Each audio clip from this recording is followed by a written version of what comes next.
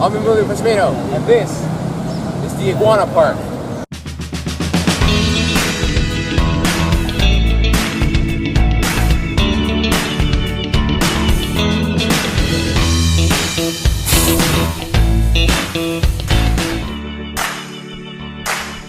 Today we're here at Parque Seminario in Guayaquil, Ecuador. Now we're in the middle of a busy city. This would be the last place you would expect to find wildlife. But in reality, this park has been dubbed the Iguana Park because it is a haven within the urban environment for these large lizards. Let me show you. Although it was created in 1695 as an arms plaza, Seminario Park was officially inaugurated in 1895 after a generous donation by Manuel Suarez Seminario. It is located just across the street from Guayaquil's main cathedral and features a prominent statue of Latin revolutionary hero Simón Bolívar at the center. Though the park is also home to many pigeons and a variety of turtles living in the pond, its most famous residents by far are the green iguanas. As you can see, we are just surrounded by wild iguanas. However, these iguanas have been accustomed to people, so now they have lost all their fear of humans, and we'll just go right up for you in exchange for a little lettuce. Look at this guy, resting on my shoulder. Now, it should be noted that these lizards are completely wild. They are not pets. Look at this. Normally they're very territorial. You can see that these guys will fight a lot. You can see this guy has a regenerated tail. So you cut off right here and it grew back. Normally iguanas, to defend themselves, what they'll do is that they'll use their tails as a whip. They use their sharp claws to attack. But here they have no need for that because they know that they can get close to the humans and get food.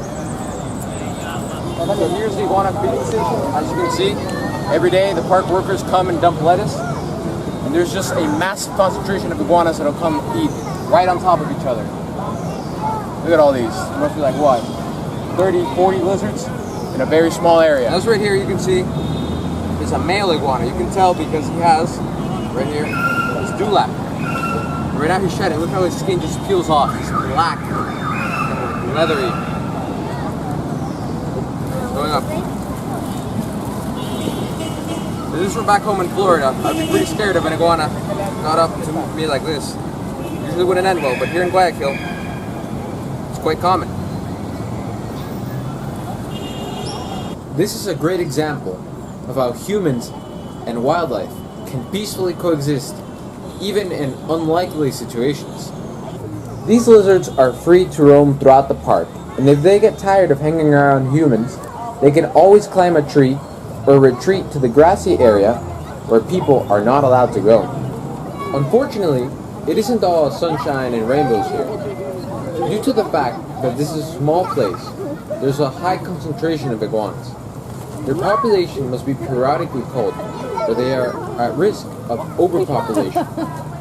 Iguanas tend to be very territorial lizards, and the dominant males will often get into fights. So you're going to see many iguanas that have their tails broken or regenerated or have scars. Another problem with having too many iguanas in a small area is that they're going to get infested with parasites, such as ticks. You would think that a reptile with its tough, scaly skin would not be vulnerable to ticks, but as we learned with the boa constrictors, this is far from the truth. I have seen some iguanas that have huge ticks filled with blood. Despite these problems, Parque Seminario remains a very important tourist attraction for the city of Guayaquil. It is important to showing how Ecuador has a massive biodiversity, as interesting as its culture. This is a place I hold very near and dear to my heart, because back in the late 90s, the park was visited by none other than the crocodile hunter himself, Steve Irwin. He was on his way to the Galapagos Islands and stopped by the park with his wife Terry to talk about this marvelous relationship between the humans and the iguanas living in the area. I feel very proud that he visited my city, although at the time I hadn't even been born yet. We've had a lot of fun, but it's time to let these crazy lizards go. Bueno muchachos, till next time.